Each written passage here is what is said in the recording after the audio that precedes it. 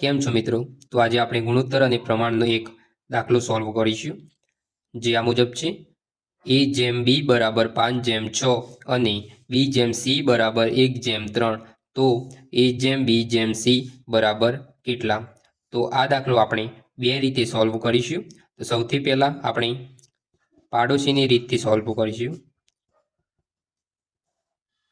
તે માટે આપણે a/b/c જેમ છે તેમ લખીશું. તો a/b બરાબર કેટલા આપેલા છે? 5/6.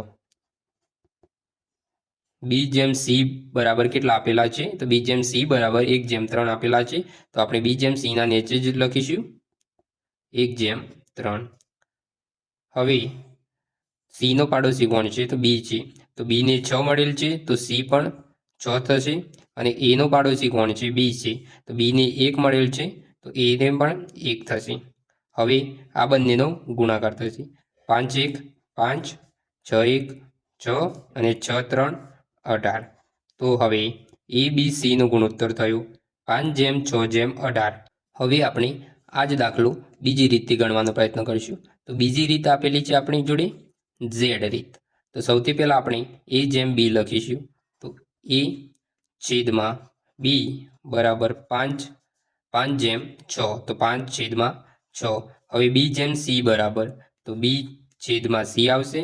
તો b/c બરાબર 1/3 આપેલું છે, તો 1 આપણે લખીશું 3. હવે આપણે ઝેડની રીત અપનાવવાની છે, માટે અહીંયા આપણે ઝેડ લખીશું. હવે આપણે ગુણાકાર કરીશું, સામસામેની રેખાઓનો ગુણાકાર કરીશું. તો 5 1 5, 6 1 6 અને 6 3 18.